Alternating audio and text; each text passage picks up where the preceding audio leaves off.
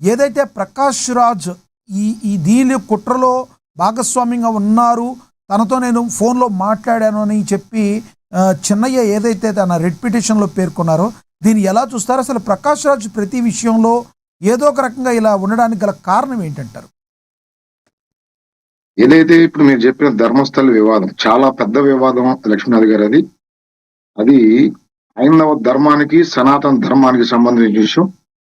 ఒక వ్యక్తి writ petition వేశాడు కాబట్టి ఖచ్చితంగా దాంట్లో విభవించలేము, అది కన్ఫర్మ్ కూడా చేయలేము. బట్ కానీ ప్రకాష్ రాజ్ అనే వ్యక్తి ప్రతి చోట ఉంటాడు. ఎక్కడ ఇష్యూ ఉంటుందో అక్కడ అతను ఒక విలక్షణ నటుడు. అతనికి చాలా గుర్తింపు ఉంది ఈ సినిమాల్లో. బట్ కానీ అతను దాన్ని వదిలేసి ప్రతి చోట ఏలు పెట్టి గెలకటం, ప్రతి దాన్ని ఇష్యూ చేయటం, నేను ఒకడు ఉన్నానని చెప్పుకున్నాక మరి అతనికి అది ఏమి విచిత్రమైన అతనికి అది దాన్ని ఏమనాలో నాకు తెలియదు.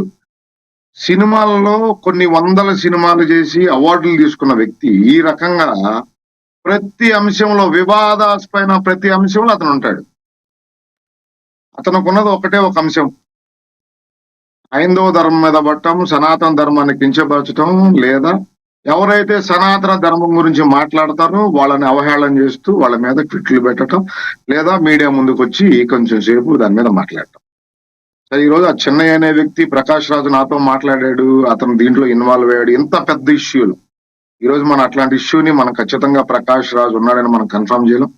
మీరు ఇంట్రోలో చెప్పినట్టు అతను ట్వీట్ లో దీని మీద చాలా కోట్ల మంది ప్రజల దాని మీద ఉన్న నమ్మకం మీద ఉన్న అంశం నేను ఖచ్చితంగా క్లారిటీ ఇస్తానని అతను చెప్పడం జరిగింది. బట్ కానీ అతనుకున్న నోటి దోల, అతనుకున్న ట్విట్టర్ దోల, ప్రతి అంశంలో దూరిపోయి పబ్లిసిటీ కొరకు నెప్పించి, ఎందుకంటే అసలు ప్రపంచానికి తెలియని మనిషో, ప్రజలకు గుర్తింపు లేని మనుషులు పబ్లిసిటీ పిచ్చి కోసం వెంటబడ్డారంటే దానికి నేను ఆశ్చర్యపోను.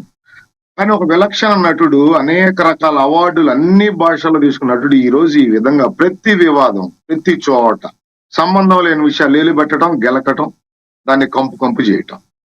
ఈ రోజు ఇంత పెద్ద ఇష్యూలో అతను ఇన్వాల్వ్ అయ్యాడా అంటే ఖచ్చితంగా అది కోర్టులో ఉన్న అంశం. అది ఈ రోజు మనం అతను ఉన్నాడని కన్ఫర్మ్ చేయలేం. బట్ కానీ అతనుకున్న దోలకి అతనికి అది సంబంధం లేకపోయినా అతను ట్వీట్ చేయటం, దాన్ని ఏదో ఒక రకంగా భుజాన్ని ఎత్తుకొని చిన్నయ్య అనే వ్యక్తి తనతో తమిళ్లో ఫోన్ లో మాట్లాడాడు అతను కూడా అని కూడా కోర్టు వారికి విన్నవించడం జరిగింది.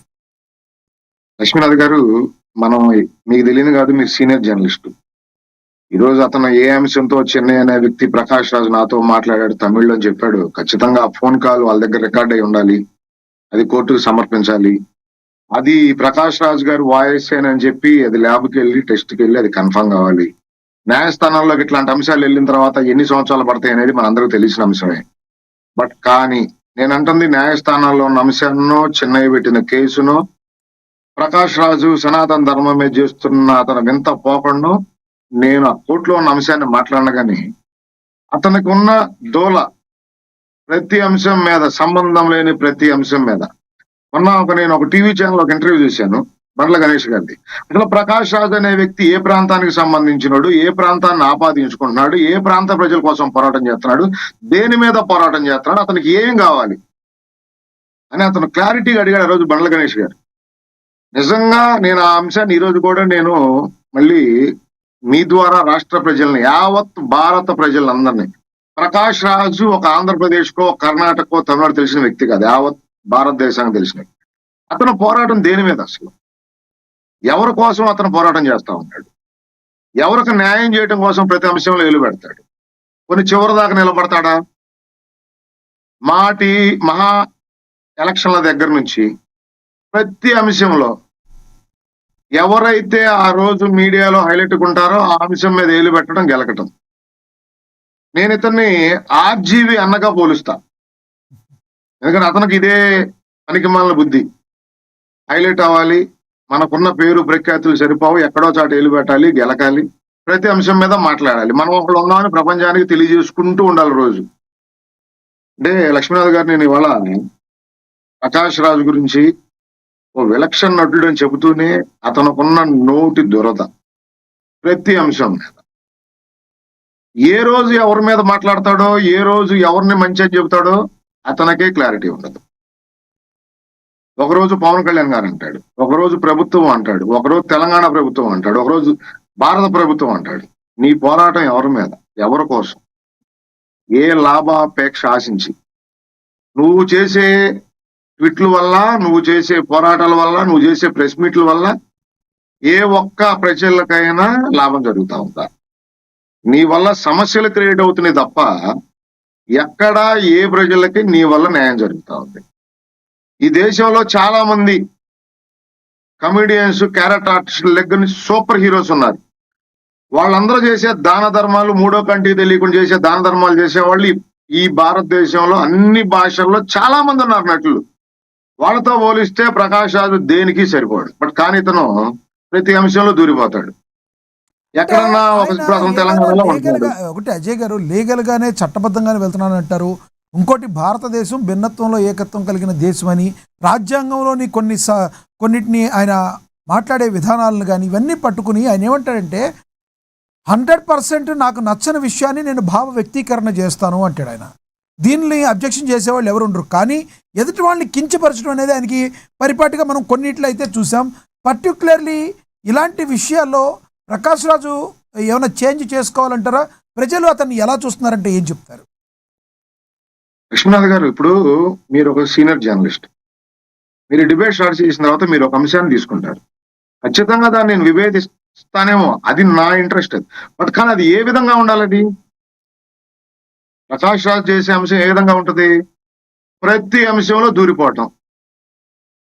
మీకు జస్ట్ ఒక చిన్న ఎగ్జాంపుల్ చెబుతాం. ఒక 20 రోజులు, నెల రోజుల క్రితం జరిగింది. ప్రొఫెసర్ నాగేశ్వరరావు తెలంగాణలో కూర్చొని ఆయన ఒక యూట్యూబ్ ఛానల్ పెట్టుకొని కొన్ని ఛానల్స్ కి వెళ్తూ ఈ దేశ హోంమంత్రి, ఆంధ్రప్రదేశ్ డిప్యూటీ సీఎం ఒక గదిలో కూర్చున్న మాటల మీద ఆయనకు వచ్చిన నోటికి వచ్చిన సొల్లు అవడంత వాగితే దాని మీద ఇష్యూ జరుగుతా ఉంటే పవన్ కళ్యాణ్ గారు హైదరాబాద్లో ప్రెస్ మీట్ పెడితే నువ్వు ఇక్కడికి ఎందుకు వస్తా ఉన్నావు, నువ్వు చెప్పి రావాలి, నువ్వెవడవా అడగటాక? అసలు నువ్వు ఆ తెలంగాణ పౌరుడువా?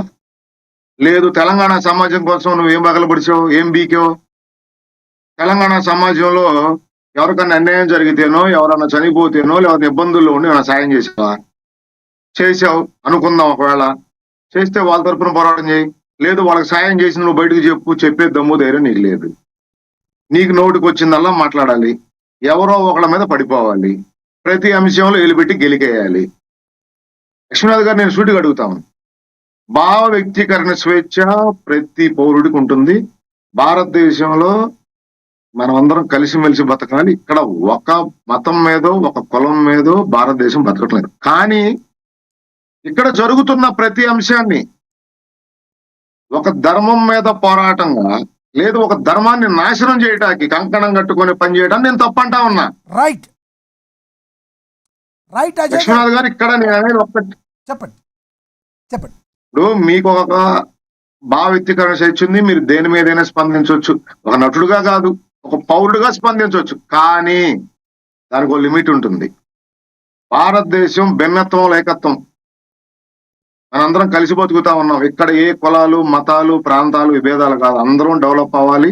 అన్ని రాష్ట్రాలు డెవలప్ అయితేనే భారతదేశం ఇది. లక్ష్మీనాథ్ గారు, కానీ ఏ చిన్న ఇష్యూ జరిగినా దాంట్లో ఏలు పెట్టేసి, దాన్ని కంపు చేసేసి, దాన్ని ఒక ధర్మం మీదకో లేదా ఒక వ్యక్తి మీదకో టర్న్ చేసి, నేను ఐడియల్ గా ఉన్నాను, నేను ఒక్కడిని ఈ దేశంలో పెద్ద పనివాడిని అని చెప్పుకునే నువ్వు, నీ వల్ల జరిగిన ఈ దేశానికో నీ రాష్ట్రానికో, లేదు నువ్వు కళాకారుడు